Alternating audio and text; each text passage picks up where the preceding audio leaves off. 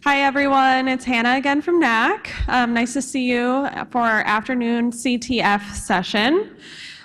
We've got a lot of time for Q&A during this session, and so I just wanted to remind you all, we've got these mics in the aisle. You can come up and ask your question, and then we'll vocalize any submitted online.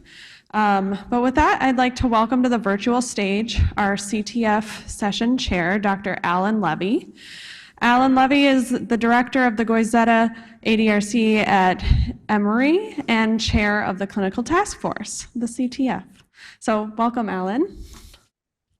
Thank you so much, Hannah. I apologize I'm not there in person with all of you, but I'm glad we can participate, and I'm so glad that so many people are there to participate in, particularly to help us in this discussion this afternoon as we continue to get your feedback. On the behalf of the CTF, we incredibly appreciate the feedback that you guys give us. We have given out lots of surveys. The response rates have been fantastic. And we couldn't be doing this without the broad input that all of you have provided. And I'll say up front, it's a challenge. Suzanne jokingly alluded to the 10-month stint that we twisted her arm to sign up for to join the CTF, along with others 3 years ago.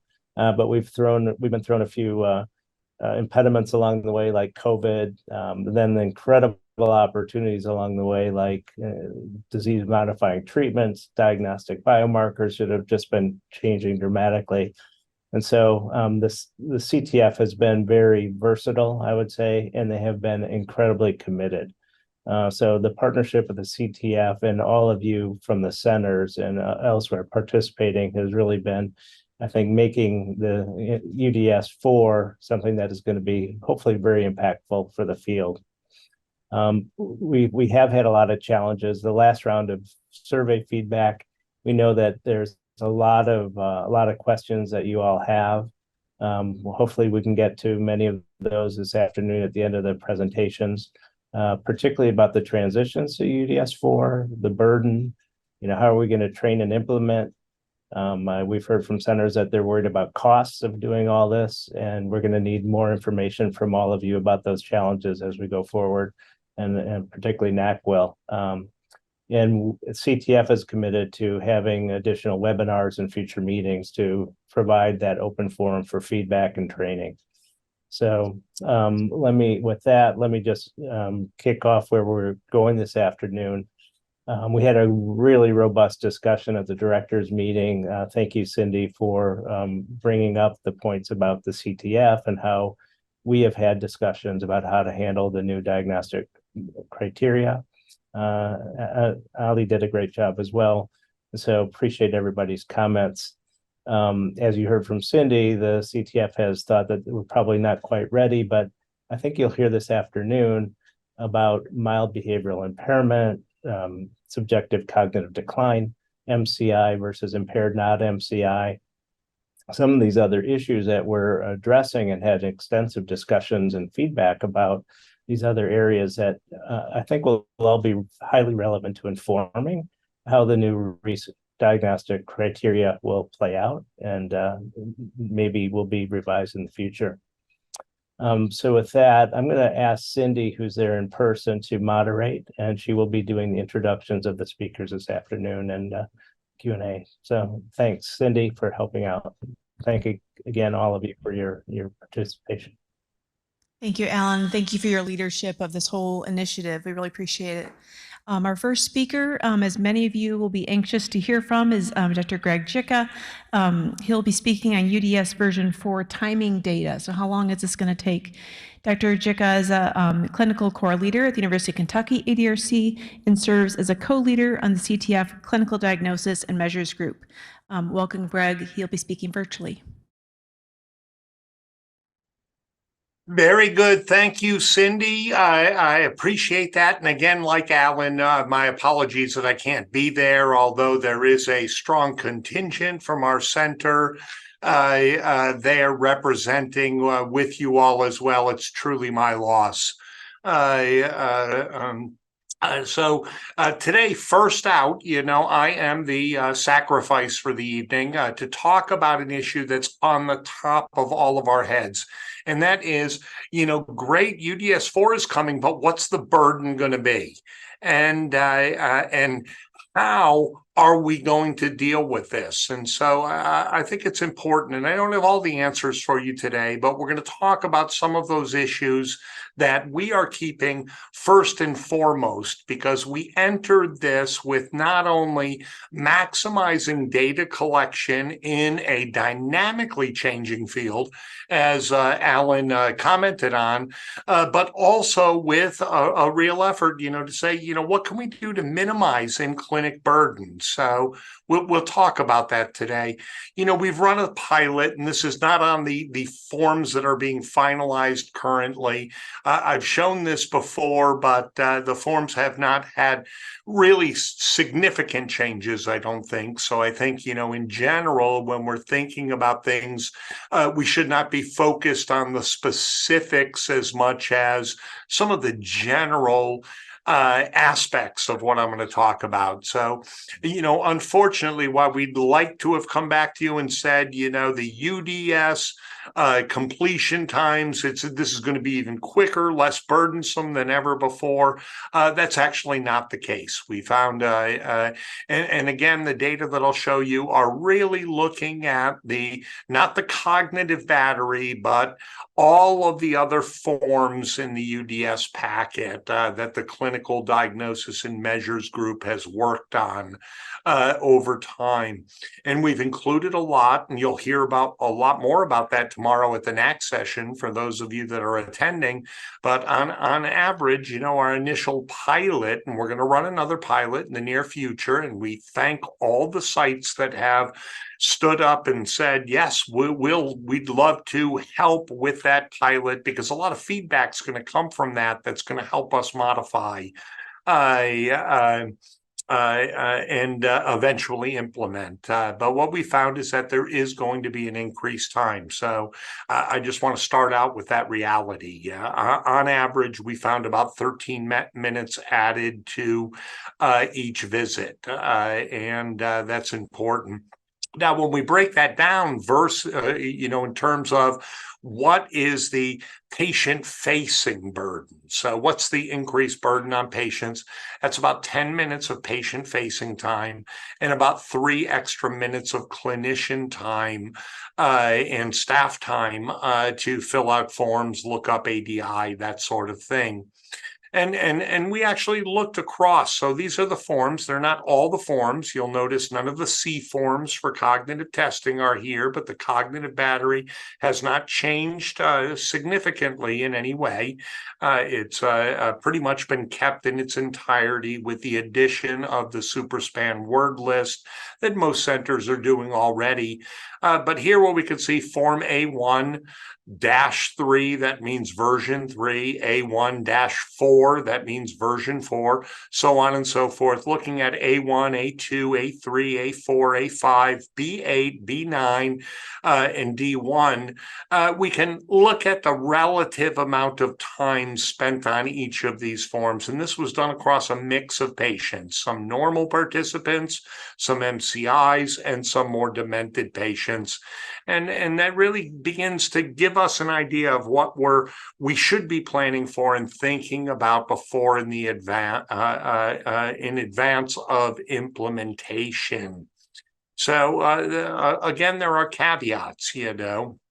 The UPDRS is being brought back in as well. It's the short version, the exam only. This is going to add, our estimate is from Brad Beauvais, about 5 to 10 minutes to the exam and a few minutes of form time. The SuperSpan word list, of course, most centers are already doing this. If you're not already doing it, you should be prepared that this is going to add time to your UDS visits. There are some logistics. We're planning on trying to collect recording and uploading of audio that will be just for the cognitive test battery. And certainly there's some staff time put into that. And so in total, we could be talking about visits taking an hour total time longer for centers that are not already doing a SuperSpan word list. But, we do have to be cognizant of this and really thinking about it. And it's first and foremost on my minds because I sit with my patients every day. And I know that the more burdensome we make our data collection, the more trouble we have with retention and engagement for recruitment, especially of some of our underrepresented groups that don't really want to sign in on for something this long. But the important point is that there are strategies that we can use to help at your center. And that's really what this is all about. It's not about presenting the problems that face us. It's about solutions, and solutions are critical. So thinking about strategies that may help at your center. Well, number one, NAC is doing a great job with their red cap form logic.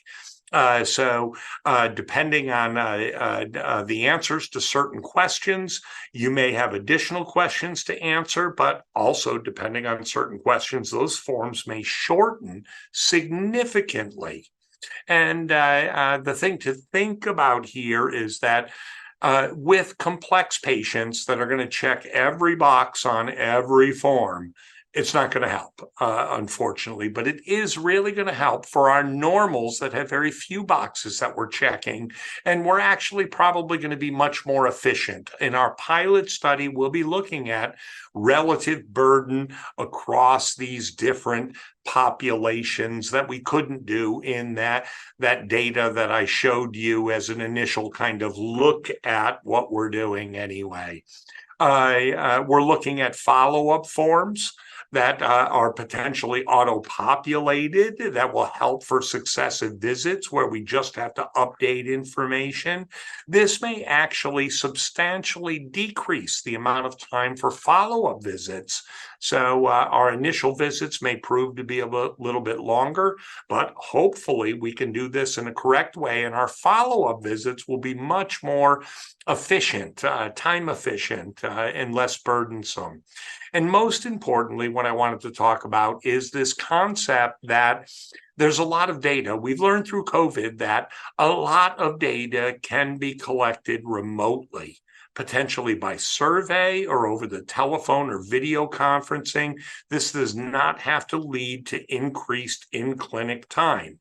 Now, there are a few aspects of this. The UPDRS is an examination and is going to require in-person time.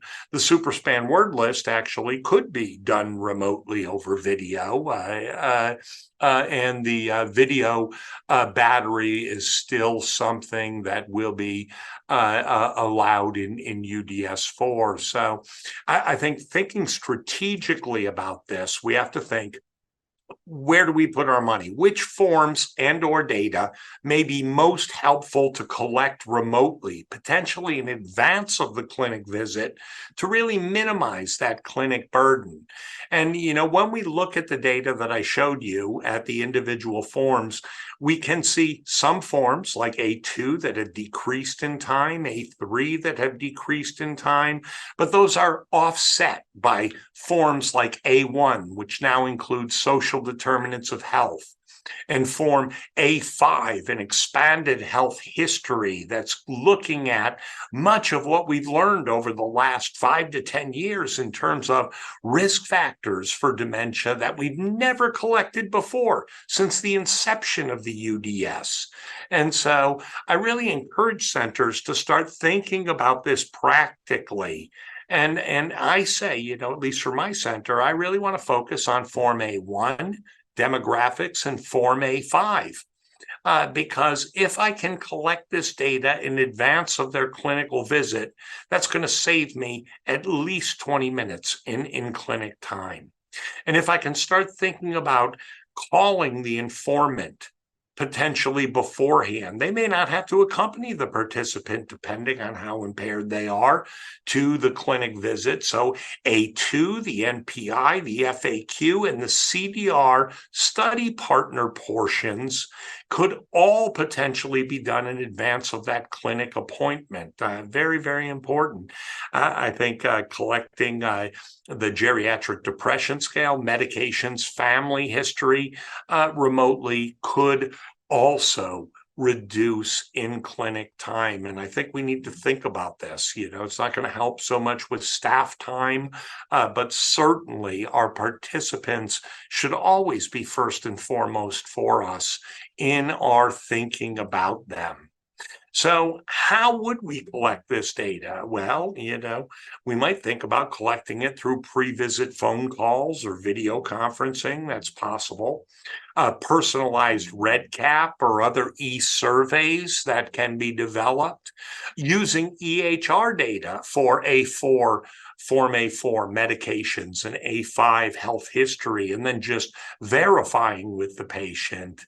And really, we are a network of sites. There's such incredible intellectual capacity in this group that, as Alan said, we thank you all for your input previously. And on this issue of how to make UDS4 as less burdensome to our participants, we really think that we should be sharing amongst centers strategies, techniques that show success, that help us make UDS4 more practical to implement, so that our implementation is not only advancing the science, as we know it clearly will, but also is maintaining our ability to reach out and engage the public, and for us to be able to do in a reasonable sort of way within the restraints of our funding and our center capabilities. So I think this is an area here where we need to get together and think outside of the box. So this is just a simple illustration of me cheating in tic-tac-toe. But I think that's important. Again, our improved data collection is really going to advance the field. It does come with a cost, but I know we can do this. We've been through many UDS changes, and if we cannot do this, if we cannot advance our science and make it practical to do so, there is no one in the world that can do it. And our patients with mild cognitive impairment, with dementia, even preclinical AD at risk for decline, they deserve our attention to this. We're doing it ultimately for them. And I think that that's important. So I'll stop there. Cindy, I don't know if we're taking questions, comments currently, or if we're going to save that for the Q&A session at the end. But I really appreciate you all taking the time to sit and think about this. And again, it's really food for thought. The solutions are going to come from all of you. So let's work together to make this a success. Thank you so much.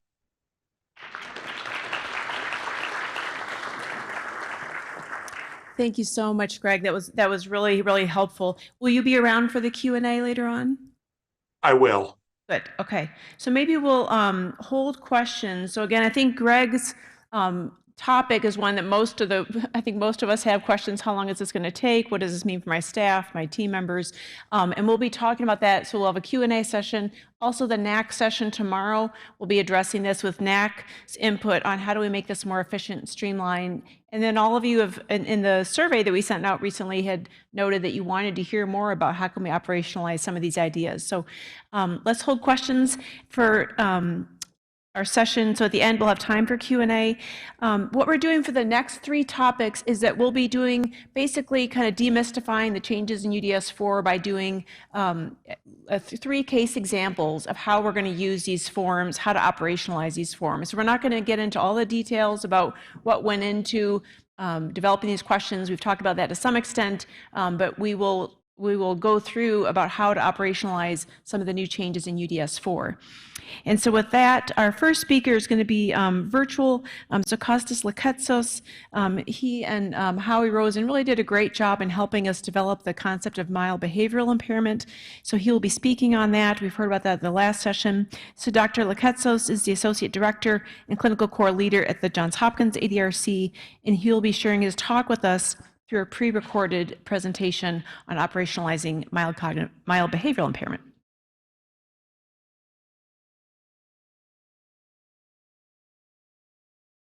Hi, everybody. Kostas Luketsos here from the Hopkins ADRC. Sorry I couldn't be there with you in San Diego, but figured I could do my presentation and hopefully address any questions that you have, either through the panelists who are there, or you can certainly email me directly if you'd like. So my job with regard to UDS-4 is to talk a little bit about what we're proposing to do for neuropsychiatric symptoms, MBI as a diagnosis, and a couple more things. So what do we do now? A current approach in the UDS-3 is to capture neuropsychiatric symptoms either on the NPI-Q or the GDS. These are largely participant-reported symptoms, and as well information that gets recorded on B9 regarding psychiatric conditions. And the other thing we currently do now on D1 in the etiologic section, we evaluate the psychiatric contribution to cognition. I put that in parentheses because this is not terribly well defined, and that's one of the things that we want to fix. I meant to say I put that in quotes. So what are we proposing to do in UDS-4? Well, in terms of symptom capture, nothing's really going to change much. We'll continue with the NPI-Q, the GDS, and also the B9 form. But with focus on people without dementia, we are making some updates on D1, which I will illustrate in just a moment, and I'll do that around the case study. We want to differentiate MBI, so there'll be a big focus on diagnosing MBI. You'll see the diagnostic criteria. Also differentiating situations where in someone without dementia, there are neuropsychiatric symptoms, but MBI cannot be diagnosed. And also we want to be a little bit more precise with diagnosis of psychiatric disorders defined by DSM that would be relevant to explaining the current condition, the current cognitive or clinical picture in general. Let's go on to a case study, give us a little bit of background as an example, and I'll have variations in how this case ends that hopefully will be helpful for you to see the different nuances. So this is a 72-year-old referred nurse being referred to our ADRC. She's in good health without significant comorbidities, and she has no psychiatric or substance use history. What that means is that she's never seen psychiatrists in the past. In the last 2 years, she's been complaining of memory loss, trouble keeping track of appointments, and eventually she was referred to a clinical setting and then to the ADRC by her family, who sought help when she got lost while driving, which was a bit of a scary experience. By the time we saw her, she had a positive or better peer scan, and so when we saw her, we thought clinically she was still quite functional, felt that she didn't have dementia, and the diagnosis was MCI. Because of the positive or better peer scan, this was deemed to be a result of Alzheimer's disease. So the first step in the behavioral side of things is dealing with the cognitive side of things. So the first question is, does this participant have unimpaired cognition and unimpaired behavior? And does she meet criteria for dementia? From what I told you, is she has impaired cognition, so the answer to number 2 is no. And then the answer number 3, does she meet criteria for dementia? The answer there also is no. Let's keep going with this patient. So over the last 3 to 4 years, she's had notable changes in mood behavior that have fluctuated but are getting worse. Notably, these seem, I report, to have started 3 to 4 years ago. That's at least a year or two before the cognitive complaint. She currently has anxiety, which is rated on the NPI-Q anxiety domain as a 2, irritability rated also as a 2, and loss of interest in social withdrawal primarily with a GDS score of 5, which is mildly depressed. If you look at the items, you'll see that she's not really depressed, but she mostly has loss of interest in social withdrawal. As a result, she stays home much of the time and gets angry when her husband encourages her to join him in activities. A few times in the last month, she yelled at him about minor issues and threatened to divorce him. You'll see the relevance of the last sentence in a moment. So now the question is, does this person have MBI? We've established that she has neuropsychiatric symptoms. We've captured them on our symptom capture scale. So what is our definition of MBI? Well, the participant or someone else identifies a change in these symptoms. Clearly, she has changes in affect and motivation, and this is different from what's usual. They've been present, in this case, for 3 to 4 years, at least intermittently. The criterion is 6 months or longer. Onset after age 50, clearly that is the case with this person, and cannot be explained by delirium. She doesn't have another psychiatric disorder, and these symptoms interfere with at least one of these for interpersonal relationships and social activity. And her independence is largely preserved, basically, that she doesn't have dementia. So this participant, I think, meets the criteria for MVI. She has symptoms for 6 months. They affect these domains. They were late life onset, and there's no other psychiatric disorder. So the answer to question 7 is yes. If you rate answer yes to 7, then you're asked to address questions 7A through E, and these relate to the MBI domains that are affected in this case. And you see the options: motivation, affective regulation, impulse control, social appropriateness, thought content, and perception. And based on the information I gave you for this patient, we can rate motivation and affective regulation as being present. Impulse control and the other 2 are not present. So this is a person who we've now diagnosed MCI with impairment in motivation and affective regulation. But let's say that the things were a little different and that we got slightly different findings. The participant currently noted to have anxiety, irritability, and GDS, same symptoms. But these symptoms are not troubling and are not affecting the life of the participant or her family. In this case, they are not impactful, and so we cannot make a diagnosis of MBI because they do not interfere with at least one of these. And so having said that, is the diagnosis MBI? The answer is no. And then we skip to question 8. And does the patient meet criteria for behaviorally impaired, not MBI? The answer is yes, because she has symptoms, even though they're not interfering or not over the threshold to make a diagnosis of MBI. Another variant of how this case might end is that she has a history of depression with onset in her late 40s. So this is someone who no longer meets eligibility for MBI because of the early onset of her symptoms. She's been under regular psychiatric care. When we delve deeper, the psychiatrist has called this major depression. Although she's been doing fairly well over the years, she's still somewhat symptomatic. So her GDS is 5, and she scores 1 point for intermittent dysphoria. Her concentration is not very good, and she struggles to make decisions when her mood is low. So this then brings us to a psychiatric disorder that is present, and we have to answer the question as to how it may be contributing to the clinical picture. So we check yes, because based on what I told you, she meets criteria for DSM-5 major depressive disorder. In other words, she has the several cardinal symptoms, or she's had them at some point, and they are now partly in remission. And these have in the past been so diagnosed.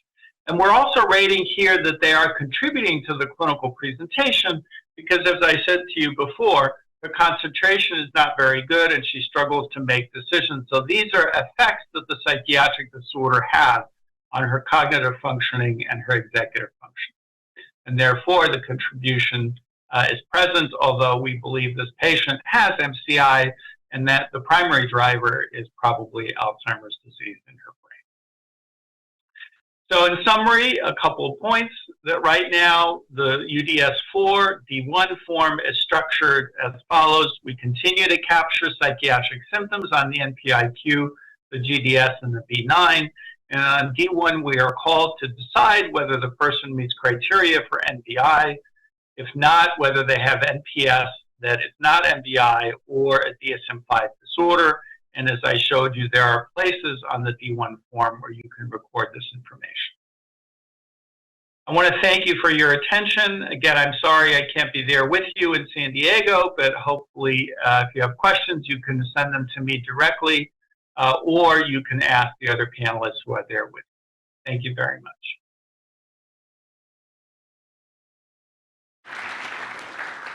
Again, we'd like to thank Dr. Lakatzos for his work in leading those initiatives. And we will have, one thing you'll hear about the NAC session tomorrow, there will be a video library. A lot of these types of sessions, they'll be recorded and saved so that people can refer back to them on guidance. So our next speaker is Dr. Amy Pierce, who will be speaking on subjective cognitive decline. Dr. Pierce is a clinical core leader of the Oregon Health Science University ADRC and a member of the CTF and Clinical Core Steering Committee. And I want to thank Amy because she just joined the Clinical Core Steering Committee and got thrown into a lot of this, and here she is already doing a presentation. So thank you, Dr. Pierce. Thank you, and good afternoon. Here are my disclosures. And on this slide, I just wanted to highlight some of the differences between UDS v3 and v4 in specific regards to some of the diagnostic categories we're talking about today. So in UDS v3, the D1 clinician diagnosis, you don't have that many options. You've got normal cognition, dementia, MCI, or cognitively impaired, not MCI. And we certainly know that many centers are using cognitively impaired, not MCI, in a variety of different ways. But with UDS v4, there are 3 new categories added. So subjective cognitive decline, cognitively impaired, not MCI. It's not new, but it's there'll be more guidance on how to use it and define it. And then mild behavioral impairment that we just heard about from Costas.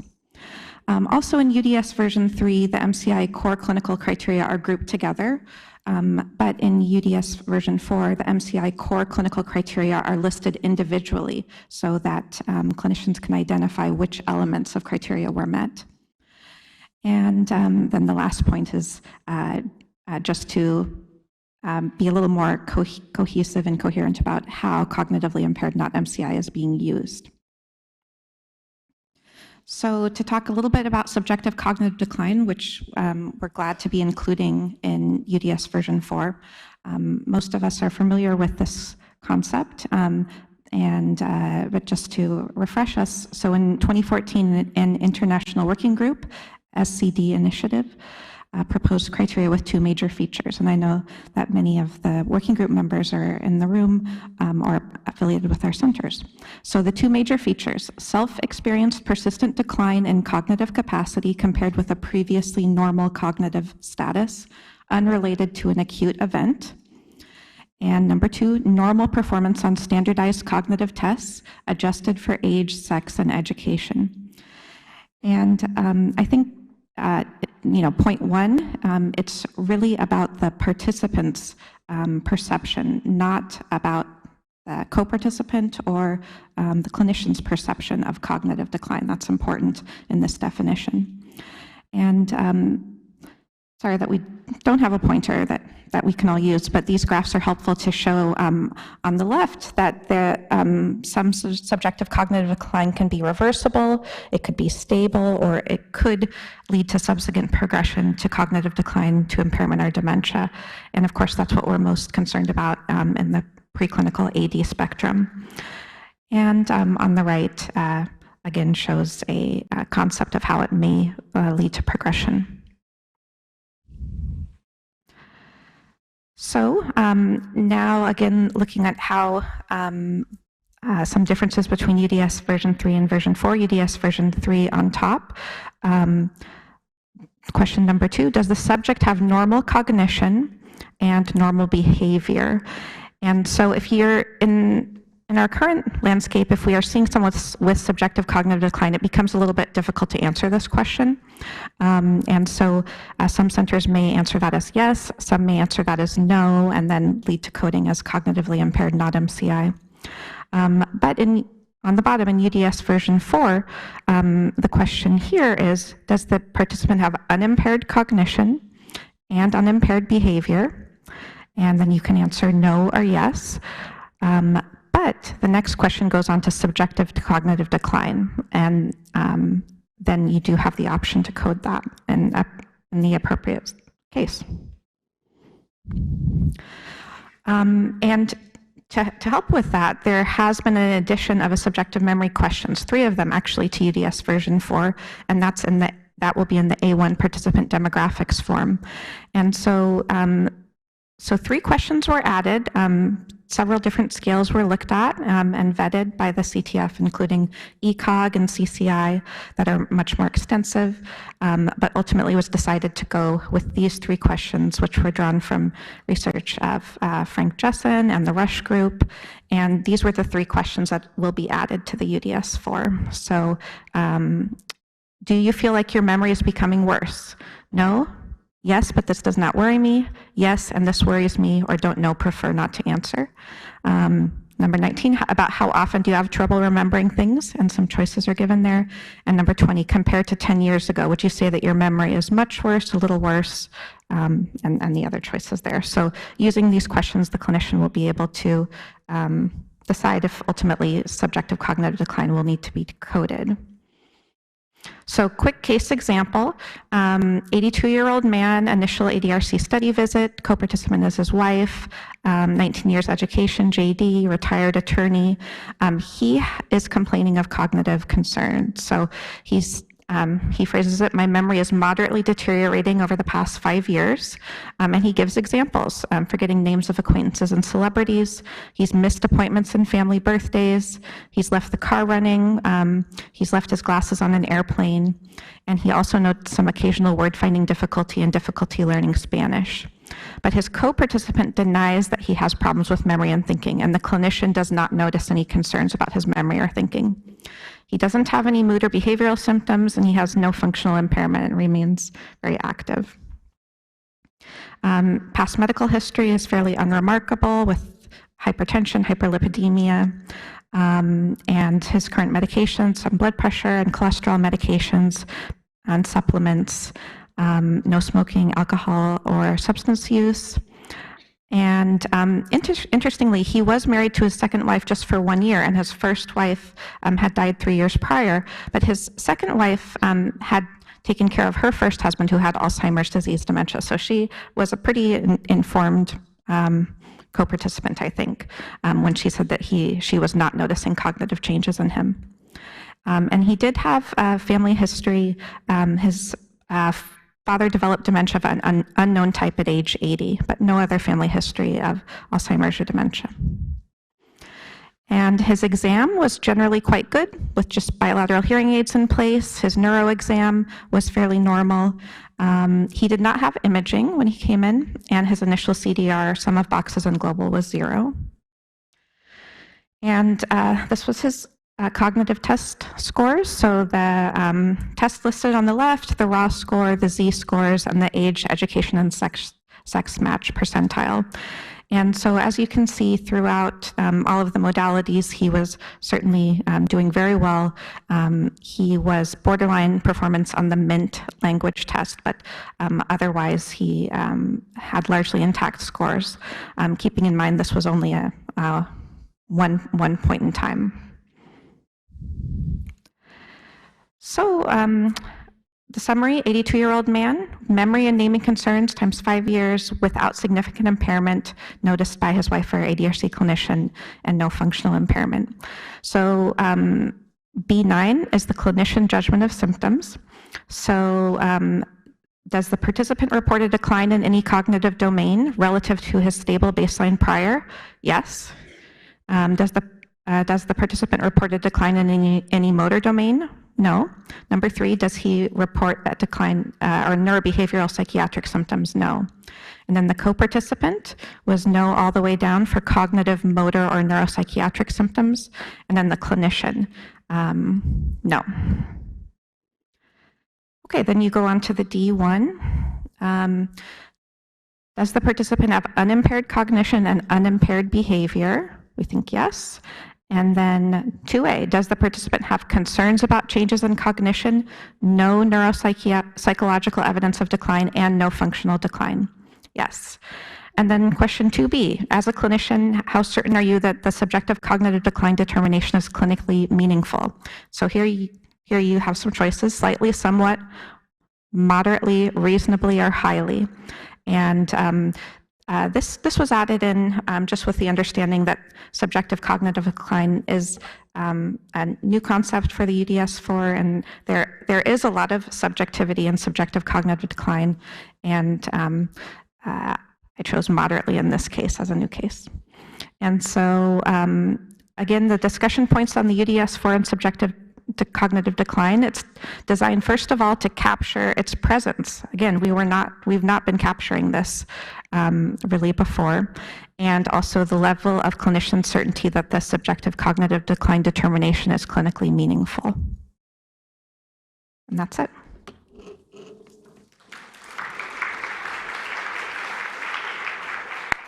Thank you, Amy.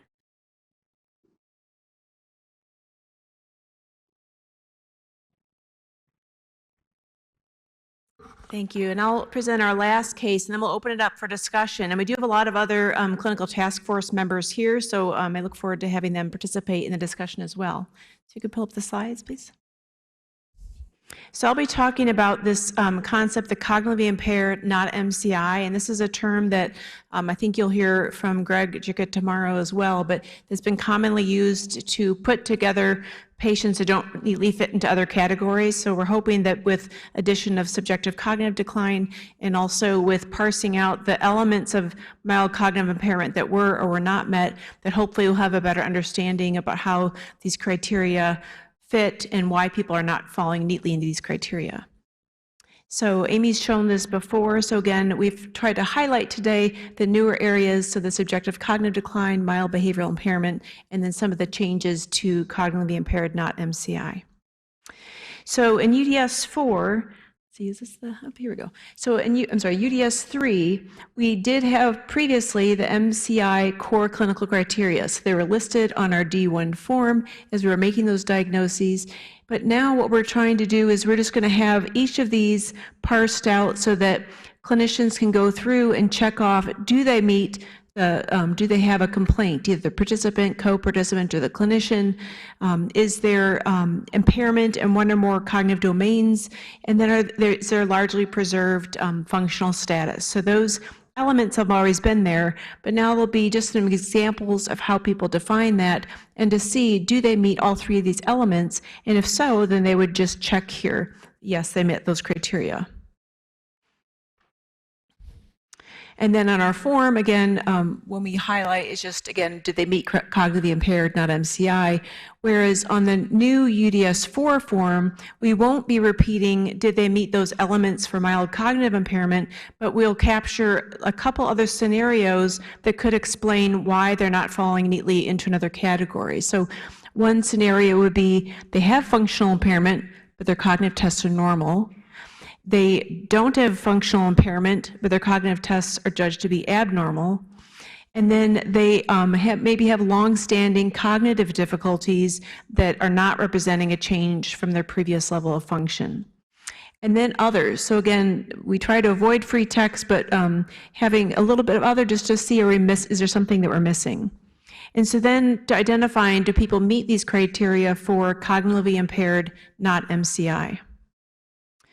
So as a case example, this is a patient from our Alzheimer's Disease Center. So we have an 85-year-old woman. So we've known her for 8 years. She's been a part of our center. Her study partner is her niece. She's 12 years of education, worked as a counselor at a juvenile center, retired at 57, but not because of memory or thinking problems. But she still worked part-time until just like a year and a half ago. So again, she's been functioning normally. She was working as an advisor or caretaker for disabled adults. The participant, her co-participant, her niece, and the clinician, again, who's known her pretty well for all these years, do not think there's any functional impairment at all. She's reporting she's functioning well, her niece isn't concerned, clinician's not concerned either. Again, she does have some vascular risk factors, some poor vision that she's getting treated, a few medicines that can affect cognition, so low-dose benzodiazepine and muscle relaxant, no substance use. She did have a mom who had Alzheimer's starting at age 84, died at age 89, and her dad died young from cancer. So on her exam, it's pretty unremarkable. She's hypertensive, has some problems with walking because of some arthritis, had normal scans, unremarkable lab tests. And then her CDR, her global CDR has always been 0. Her sum of boxes has, for most years, again, she's been seen 8 years, has been 0. 2 times she's had 0.5s, but her last sum of boxes was 0 as well. But in her cognitive tests, she does have some areas that have been impaired. So her MoCA was 11 out of 30, and just of note, she started at 16 out of 30 back 8 years ago was her baseline, but she was superior in average in other cognitive measures. And then she's had a gradual decline, and she actually bumped up here. I think she learned how to take the MoCA better. But then she gradually declined over time. And within her cognitive tests, there were some impairments that previously had been fairly normal. So some of these areas have been average to superior and have dropped into the low average range. She's always done impaired on the clock draw. Her MINT was newly impaired. And again, the MoCA has always been more in the impaired range. So again, she's showing some decline over time. She's got some impairments in some of her cognitive tests, but her function has been normal. So based on this, again, no memory concerns, no functional impairment, but she has had decline in cognitive performance. So if we go to the MCI, we can see that here, again, as best as we can tell, there's no concern about her cognition. She's not concerned, her niece isn't, nobody's noticing anything, but she does have cognitive impairment. She's got preserved function, as we'd expect, so she doesn't meet all the elements. Previously, maybe we'd say, well, she kind of looks like MCI, so maybe we'll put her there. But again, now we can just kind of parse out and see, does she meet all these elements? And if she doesn't, we have another way to capture her history. So again, under this cognitively impaired, not MCI or dementia, again, she does not have functional impairment, no evidence of functional impairment, but her cognitive testing is judged to be abnormal. You could argue, well, maybe we could say she's got long-standing cognitive difficulties. Again, she's not done well on the MoCA or clock draw ever. So again, these could be some long-standing problems, but either way, she meets one of these elements and therefore does meet criteria for cognitively impaired, not MCI. And again, this is not repeating what we collect in the MCI individual criteria, but just to kind of get a better sense of what is it about this individual that's not being fully captured in our current criteria. Then the next section would have us go on to the section we heard about from Dr. Lukatsos about does she meet criteria for MBI? So that's the next question we'd have to fill out in the D1 form, D1A. And again, no, she doesn't meet criteria for that. So then when we go into the next section on the form D1A, again, the clinical syndrome form, and she doesn't really have a clinical syndrome, so we'd say she doesn't meet any of these clinical criteria, again, commonly used in MCI or impaired not MCI, so we'd check that. And then we'd say, well, what information went into making this diagnosis? And this is where we talked earlier today in the session that in this case, we used her clinical information, her cognitive testing, and in her case, we do have biomarkers, which did show that she had some amyloid and tau. So again, in this case, we would say that she had impaired, not MCI. She does have Alzheimer's pathology, but again, she doesn't meet criteria for MCI because she doesn't have that complaint. Nobody's noticed any changes. So impaired MCI is still going to be a catch-all for a lot of different conditions, but again, hopefully we'll be able to parse out a little better what are the elements that are making someone fall into MCI or not, and then are there other elements that we're not capturing and better captured in this impaired not MCI. And then the other addition is that it'll tell us, again, each of our centers has a little different approach to what goes into the consensus diagnosis, and we'll be able to tell what elements went into informing that diagnosis. So again, it's not going to be reported out what they had, but what went into informing that diagnosis. So I think we'll stop there, and what I'd like to do is invite Dr. Pierce up here, and then we'll have Dr. Jika online. Dr. Lukatsos, again, is not available for discussion, but if there are other CTF members too who want to weigh in on questions that are posed to the group, we'd love to hear from you as well. So Dr.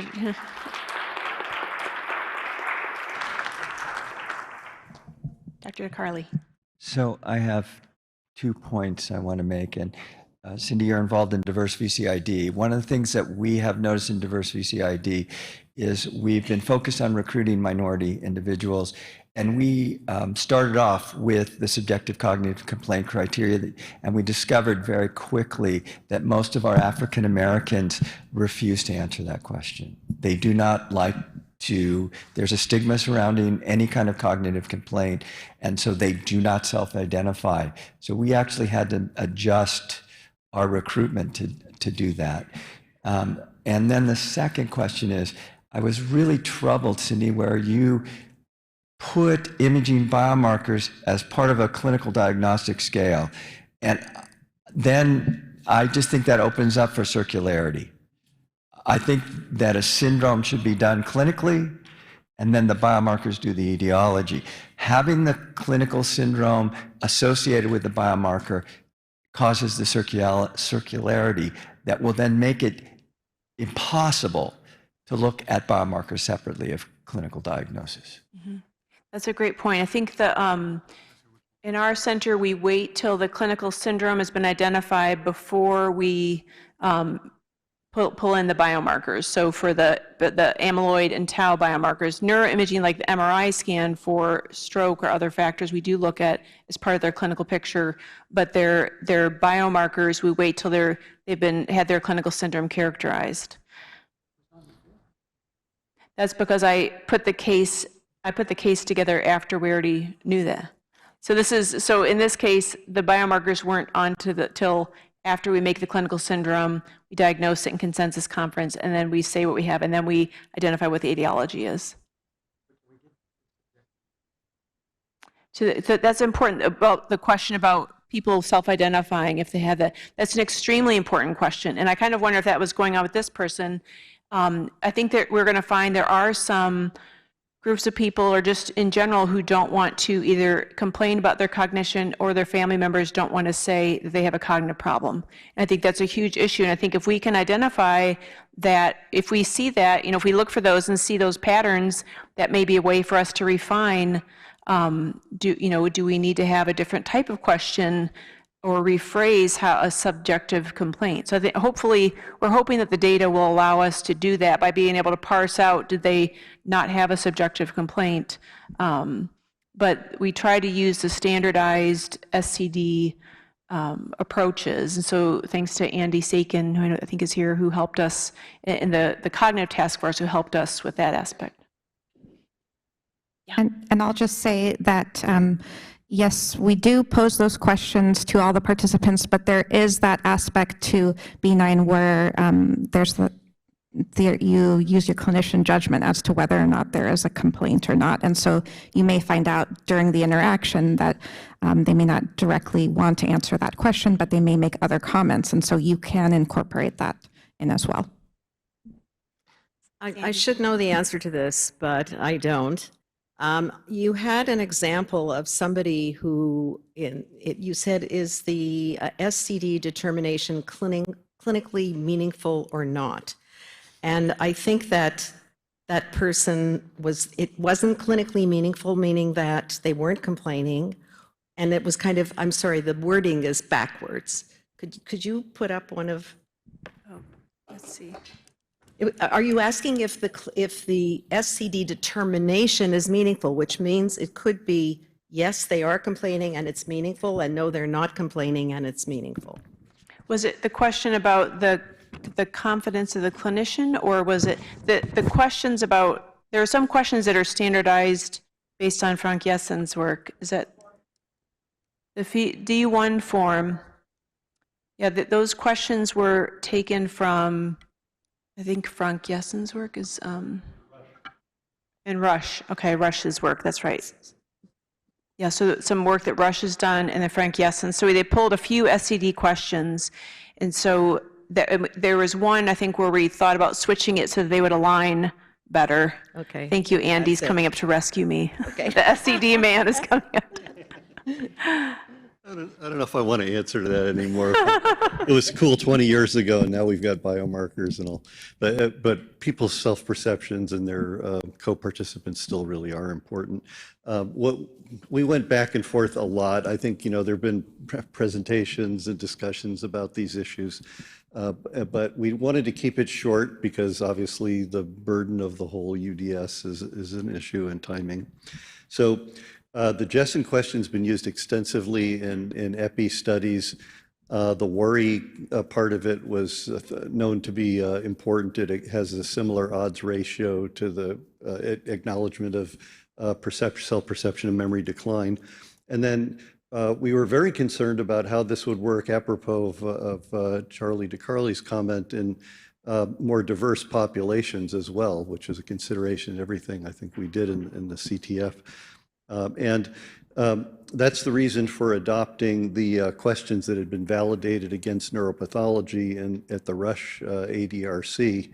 So I don't know if Lisa Barnes is also on remotely and might want to comment. I know Julie Schneider's here, but basically those two items were found to be valid and have been published in several papers and also used in several other centers. So that was the reason for including those. I'll send you an email. Let's go to Oscar. It's a question for Greg. I think it's a good idea to shorten the clinic visit of the patients, but all these new forms are going to cause a significant burden to the clinic. So you speed up the time of the traffic of the patients to the clinic, but then you slow down everything with the personnel and the homework that they have to do.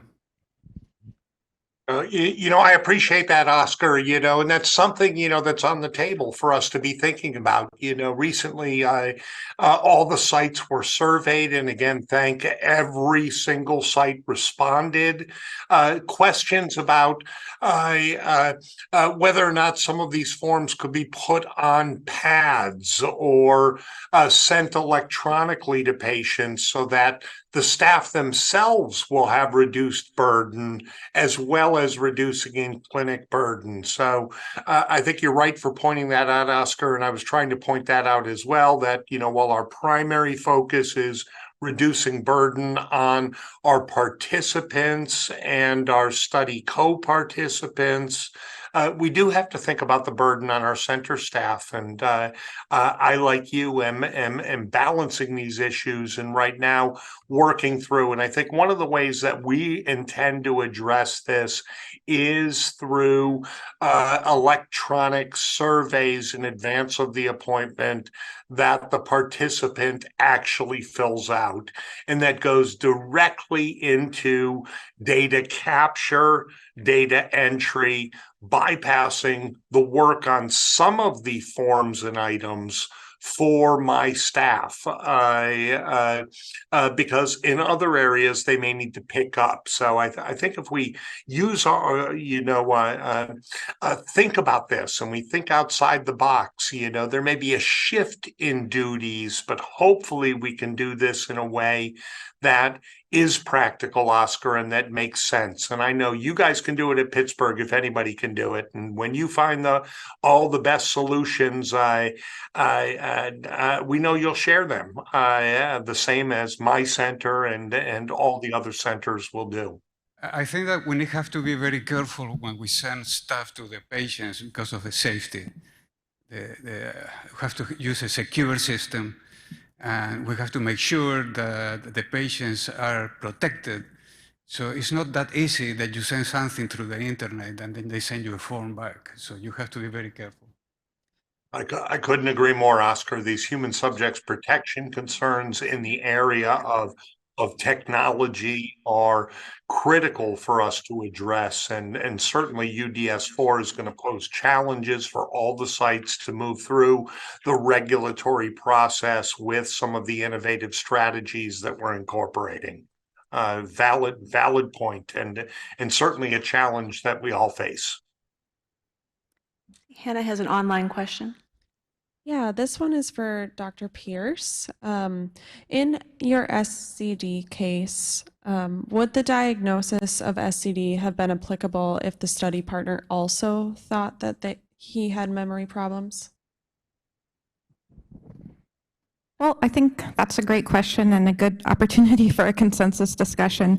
But I think that ultimately, if the co-participant was also noticing symptoms, we would not be dealing with MCI because the cognitive testing is all still normal.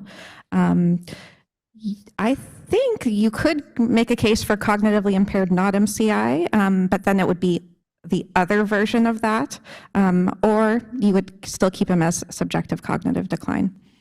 So in the international working group on this that led by Frank Jessen, there was a concept of SCD plus, where there was additional validating criteria, not formal psychometric impairment, but in this case, the informant or co-participant also endorsing concerns with factors in as SCD plus.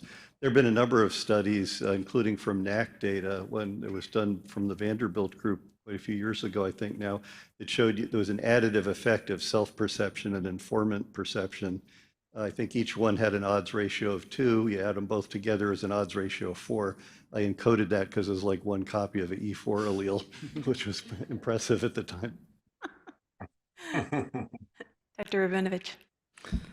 Thanks. I wanted to get back to Charlie's points and think about circularity.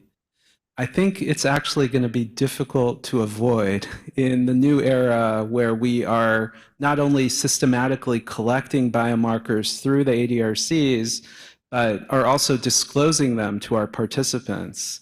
And so I just want to make the point, so maybe in that first visit, when you're meeting for the consensus, you could still be blinded, but when they come back next year, they may even tell you their biomarkers when you're interviewing them. So I just think that there are study designs that should be, keep biomarkers completely segregated from whatever clinical syndrome, and they should be used to validate the biomarkers, but I don't think the NAC data set is going to be a data set where we can keep those separate moving forward. That's a really important point that we discussed. And I don't know, Alan, if you want to talk some about the discussions we had about consensus conference and how to, provide guidance, or, in a discussion about allowing centers different approaches to consensus conference, what data to use, et cetera. Speak to that. I don't have a lot to add. It is a really important point. One of the things that we've learned from surveys and looking at NAC data are that the centers have very different approaches. Many are still single sites without really consensus conferences, and we recognize there are opportunities to give guidance and develop better practices. Just, the CTF has not been able to, I'd say, dig into that deep, Gil, but really appreciate that point, and we need to think more about it. And welcome input, right? So please give us, your guidance as well for us to chew on. Because you're right, even though we put down like what went into that diagnosis, if you've seen, number 723 every year for the last, that they're amyloid positive or something, that you can't really erase that from your mind, but it's hard to, avoid that circularity. Yes. Thank you. The majority of patients we see at Mayo Jacksonville are underserved, African American and Hispanic. With these new subsets of diagnoses, it's going to be very difficult to operationalize because about 100% do poorly on MoCA, about 100% can't do the naming test. Who knows what a pestle and a mortar is anyhow? Yeah. And so I think that when you do these kinds of changes, the most important thing is to say, why are you doing this? We don't want to change because we want to change. We want to answer certain scientific questions that need to be addressed, that can only be done or should be done this way. And so it might be that subjective cognitive impairment is an important area in our important scientific question. If that's the case, then we need to actually train people. We have to have rules about not having circularity.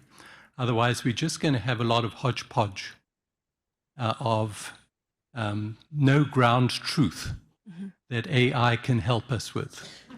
So I really am worried about operationalizing it, different strategies in different clinics. I've got to basically have some training in psychiatry, I think, to fill out some of those forms. I'm not comfortable with DSM-5 or, for the psychiatric things. I do neurology mainly, and now I'm going to be addressing those things. So beautifully done, I must tell you. That was a beautiful case study. I loved watching it, but I don't have that skill set. And I've been around the block a few times, so it's difficult. So I'm worried about, why are we going to do this? If we do it because of this, are we going to do it well? And is it worthwhile the effort? So those are the questions, the fundamental ones that I know you guys have worked really hard, and I really thank you for this, but let's address some of those issues, please. Yes. Alan, I don't know if you want to address some of the bigger picture issues that were raised, but about the, again, not wanting to add something unless there's good scientific value. I think those things came up a lot during the different CTFs. So we're using the best possible data to clarify this. We recognize that there, so I don't know if you want to speak to some of those and well, I'll take a first stab at it. First of all, Neil, thanks for those comments. So they are really important. At our center too, we also have a lot of cases that that you expect the MoCA, is going to be normal, and it's much lower than it would be for the normative data. So I think the premise for all of these things in UDS4 was that we have to be appreciative of disease heterogeneity as well as participant diversity, right? So if we sort of step back, those come to mind. Behavior has been an area that's been ignored, but obviously relevant for the whole spectrum of Alzheimer's disease and related disorders, just like comorbidities are. And so there was a lot of discussion and a lot of evidence presented, and there have been a lot of people that have been really prioritizing the focus, a new focus on mild behavioral impairment. I think everybody was convinced that it's important. Most of us on the committee shared your anxiety and expressed that clearly to Costas, that none of us have the level of expertise and comfort with our expertise to do that. I think the committee understands that this is going to be a process, and that guidance and training is really going to be important. So as we try to do our next job, which is clarifying the guidances that come along with these forms, our hope is that we'll be able to help make a lot of those criteria more explicit, just like Cindy just did for MCI, so that people can see what the relevant issues are that need to be documented, rather than just relying on our previous knowledge of DSM-5, which is going to be limited for the vast majority of people participating. But that's a less than satisfactory answer. It's still certainly an important area that I think we're going to have to continue to learn from, but rather than just ignore mild behavioral impairment because it's difficult. I'd like to just jump in there as well. And Neil, and thank you for that comment as always. Clarity of thought, I appreciate in you, having trained under you in the past as well. But I would like to remind everybody, there's a reason why it's taken over 3 years for something that we thought we could do in a brief period of time. And so I want to reassure at these meetings, we can't bring out all the science that has been vetted, but 3 years of meetings every other week, over, and then a lot of work behind the scenes. And the majority of that time has not been to formulate new questions. It's been really to vet the science. And in each of our areas, we have brought in expertise. expertise in SCD and social determinants of health in these different aspects. It's not perfect. We have a lot to do. We definitely need to take your caveats and cautions forward. And I do want to remind everybody that the NAC session tomorrow morning is going to get a little bit more into the logistics of things like timeline, training. As Alan said, the guidebook, there is a big focus as well of trying us to get us as much as possible to do things in a similar sort of way to make our data more meaningful. And that is complicated by the fact that we each serve different populations and the makeup of our cohorts are extremely different. So while these things are valid, incredibly valid points, I do want to say that a lot of scientific work and exploration has really got into the changes that we've made. And this isn't perfect. You guys all know we're going to have a UDS 5 and UDS 6. And it's going to continue to grow and evolve with everyone's input. So really, really important. Again, thank you, Neil, for those comments. Yes, thank you. And we realized quickly early on in the CTF that we looked around there, we were all either neurologists or one geriatrician, no psychiatrist. So again, we were throwing depression in there without really knowing what depression was or how to diagnose it. So I think that all of us, we do have some psychiatry colleagues among us, and we really want to capture their expertise to make sure that we're really capturing this MBI. But as has been mentioned, I think we really took seriously what we're adding. So it's really the social determinants of health, MBI, subjective cognitive decline. And we might find as we get more diverse populations that these are constructs for defining these aren't very good. We might have to refine them. Let's see, I forget which way we're going. I think Suzanne. Yes, just another comment about requiring subjective cognitive complaints for the diagnosis of MCI. I mean, I have a lot of reservations about it. Absolutely, for the reasons that Charlie laid out, which don't only apply to African Americans. We find many of our Asian American families don't want to tattle on their family members, and so that's an issue. But another issue is what this is doing to the MCI category for us. So the case that you presented, we would have had no issues with diagnosing them with MCI due to the decline, the sporadic up and down of the MoCA, but not amnestic. And I think the whole issue of insight, insight into one's performance, is a particular issue for that group. And now that group is going to be commingled with this other, cognitive impairment not due to MCI, so that when we go to look at comorbidities or other pathways, that cognitive impairment not due to MCI is going to be messy. Yeah. And MCI is going to be very abnormally focused around, not abnormally, but very tightly focused around amnestic complaints. So I really don't think it should be a requirement. I would like that we note it and that we measure it better, which we're proposing to do, and then we can look at what the relationship is of subjective complaints to pathological and phenotypical subgroups of MCI. Those are really good points. And I think, one thing we really struggle with MCI and impaired not MCI was that I think a lot of us just went with our clinical intuition and put people into categories. So like you said, I wouldn't be surprised if this person maybe did have, you put her in a more taxing environment, or you really drilled the family, or, but again, I think previously on UDS 3, we were saying, yes, they met all three of those criteria. So all the people with MCI in that box, we are assuming they all met that criteria of having a cognitive complaint. And we didn't know for sure, but it said, yes, they met those three elements. So now we're hoping that we can actually see, are they meeting all three elements, or are they just meeting these two? And it doesn't mean that investigators can't group those people, people who meet these two, but not we can analyze them separately. So, but technically, previously, if they had MCI, the instruction said. So we're trying to make the data more consistent and not these, because each site we're finding is operationalize these very, very differently. And so it's not allowing us to compare apples to apples. One group's MCI might be really a mix, but it might help us refine our definitions. So that's partly what drove that.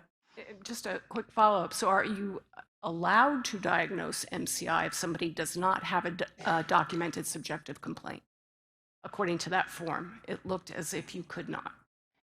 Previously, it said they have these 3 elements, yes or no. Now it says, do they have these 3 elements, check, check, check, yes or no.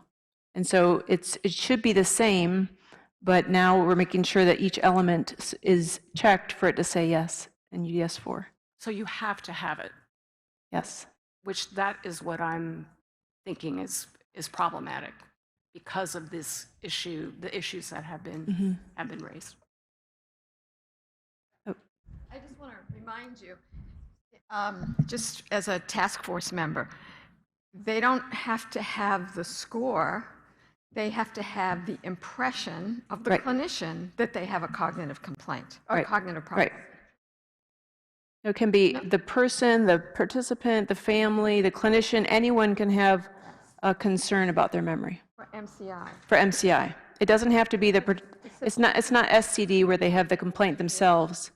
The clinician can be like, yeah, I don't know, I think they've got a concern, and they say yes. But like in the case I presented, the clinician had known them for years, and they didn't see any problem. Patient didn't have any problems. Yes. Hi, Sudha Seshandri, South Texas, ADRC. I'm also concerned about this SCD. I agree with concerns about mixing up the overlap with MCI, but particularly cross-cultural differences, because the 3 questions we have now, Frank Jessen and DECODE, and Europe is largely Caucasian. There are different kinds of cultural willingness to recognize something. Even the Rush data doesn't have as many Hispanics. And why not go with the well-validated ECOG that has been seen, even if it adds a little longer?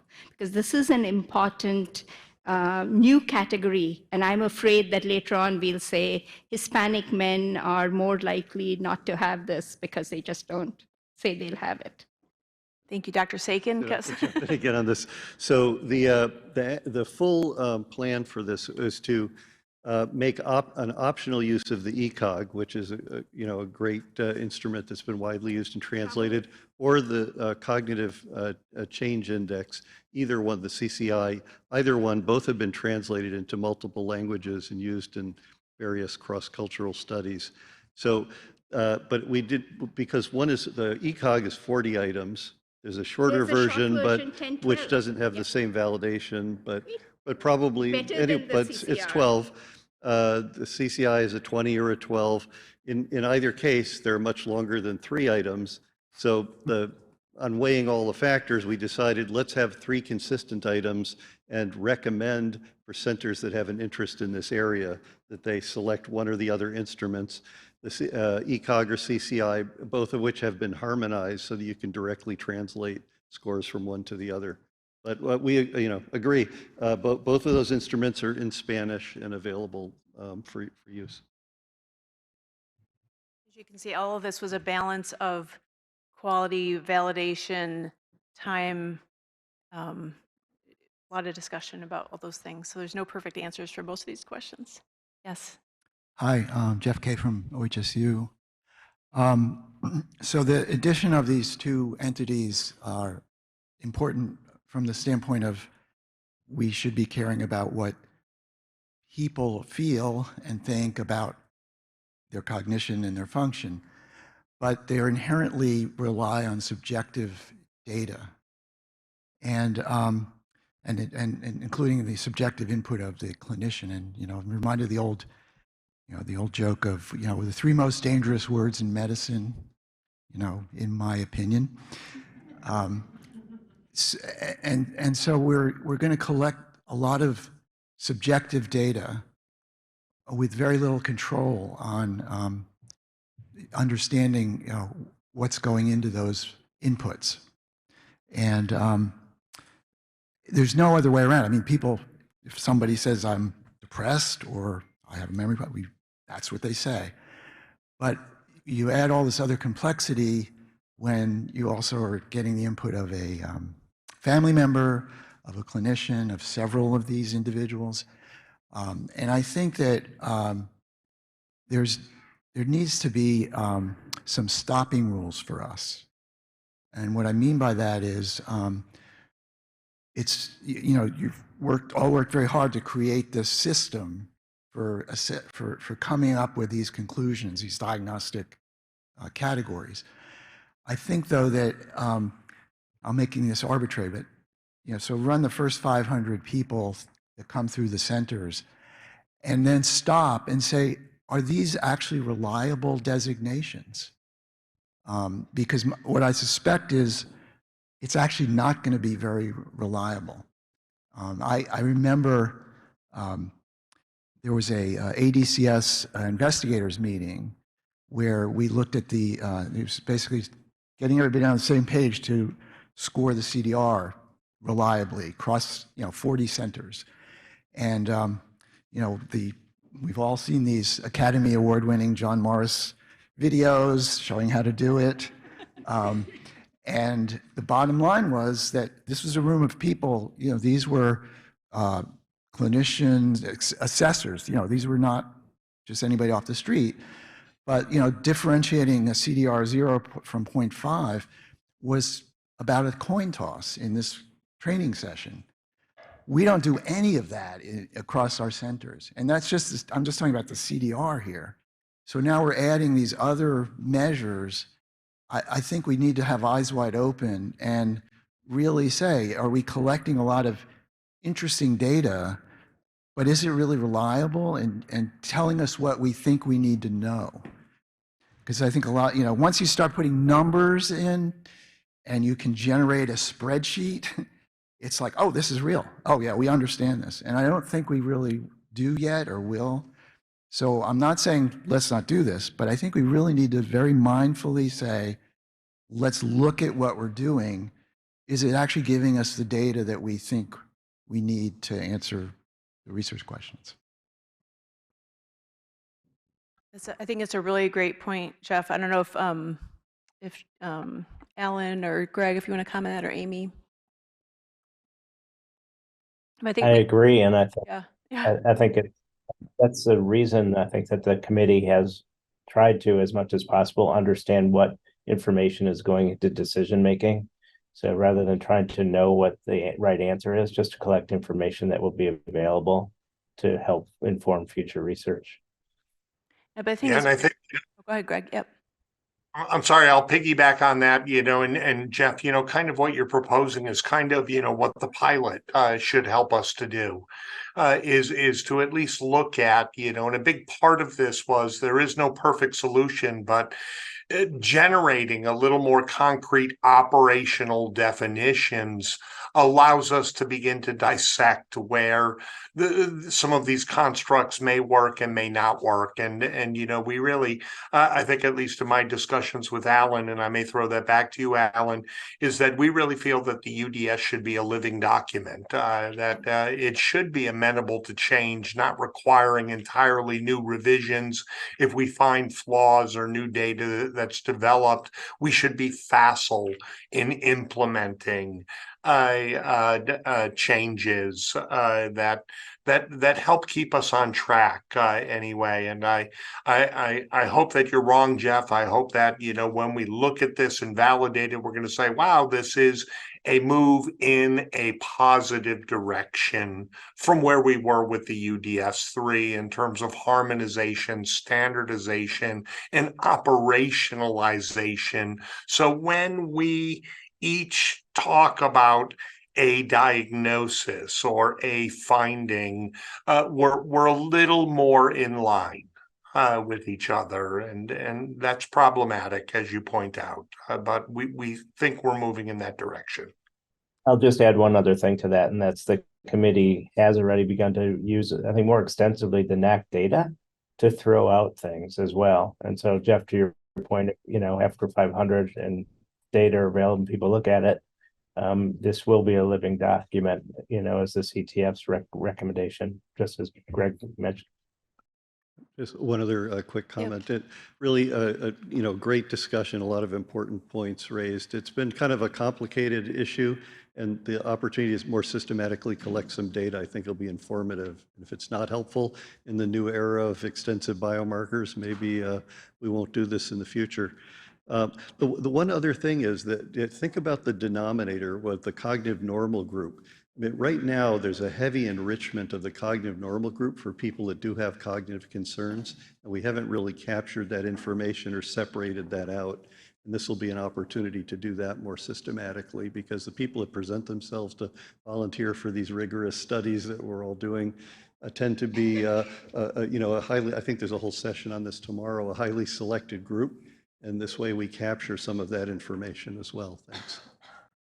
And we have talked too, Jeff, about the having the CTF, continually be involved with having webinars and standardization meetings instead of just launching things, to think about how can we continually work on standardization, standardized approaches to things. And it may be that, at some point there's, we find that certain questions don't work in certain groups, or there's not clarity in this. And so even though it's part of a standardized set that's been studied in previous studies, maybe it doesn't work in this population. So I do think we're hoping that it'll be more a living document and not dropping things that haven't been studied well. The other challenge was that with NAC data, usually people will ask for all NAC data. So we try to look through which elements weren't used in NAC, and sometimes it's hard to tell because people will ask for NAC data and get a push for everything. So it's hard to piece those things apart. Let's take these last few questions and then we'll have to close. So yes. Sue Lurgans at Rush. Wow, is the echo going to go away? I don't know. I'm puzzled by the comments on subjective cognitive complaint. I was a co-author on the Rush paper. As Andy said, it's trying to get some idea of the worried well who are performing fine, but in fact have concerns. I'm also puzzled that there's problems with the Blacks.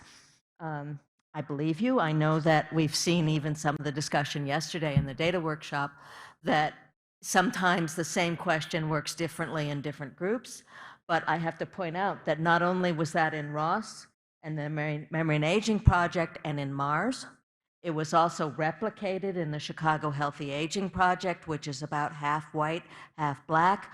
I will go back and get what's the distribution on missing, but working on that paper, we stratified by race.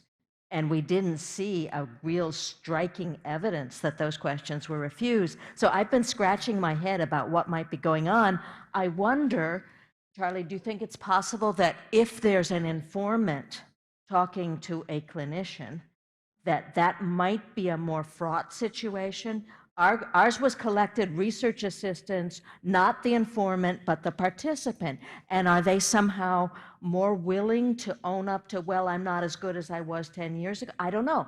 But it's an interesting puzzle. But we did. But we got a lot of data in African Americans. I don't think we saw a refusal, but we'll go back and check. Yeah, the question is not does the complaint valid? It's how many people don't refuse to answer the question. And in our case, it is the majority.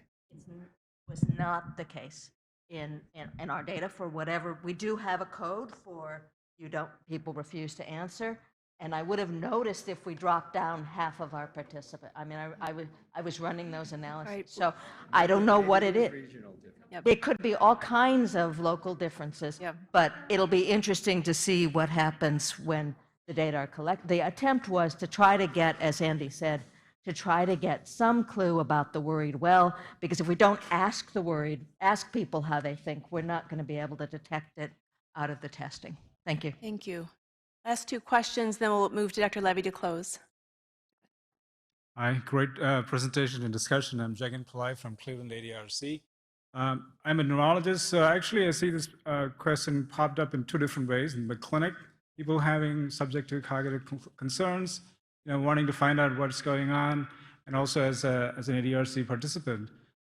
In the clinic, actually, the situation is that, we give them strategies and their concerns go away. So they get better in some way because they have lifestyle problems, or there are sleep issues, or, there's a medication that's not been adjusted. And so my question is, how is that aspect of subjective cognitive impairment captured? Because they may not be meeting criteria for MCI, but there are still other things that are reversible. I think the longitudinal nature of the data collection should be able to answer that, because they'll be asked, again, we're working on the follow-up packets still, but they should be asked those questions at subsequent visits. So then you'd be able to see, did that concern go away at the next visit? Thank you. So it is a reversible. So then it could be, you could say this might be a reversible, oh, now their diabetes is better controlled, et cetera. And so you could, it should be some causality, but you'd have to think about the other factors that went into that. Yeah, I think the challenging part is also going to be, as was discussed, that we also have biomarkers on them. Yes. And how that's going to play into this discussion. Thank you. Thank you. Last question? Yeah, I'm Adam Mecca from the Yale ADRC. I was wondering about the NPI and whether there's some consideration for additional guidance on using the NPI-Q in samples for people who are not overtly impaired cognitively. My understanding is initially it was developed for that purpose, and I know that over time it's been used in many different studies, but without really much guidance on how you pose the question of when change from what. And that's often something that's confusing for participants, especially because it's a scale administered directly to a study partner. Yeah. I think it's a great question. And Dr. Lakatzos, that was one of the presentations we had, or probably several presentations throughout the course of the discussions, was using some of these scales, GDS, MPIQ, over time, how well they do in people with impairment, cognitive impairment, versus those who are cognitively normal. And so we're hoping to have some webinars to discuss these issues in more detail, and that was one of the top ones, MBI. So I think that'll be something we'll take back to Dr. Lakatzos to make sure that's incorporated in those trainings. So I'm going to turn it over to Dr. Levy, but really thank you so much for all of your input throughout this whole process, and for your comments today have been really valuable. So Alan, do you want to finish us up?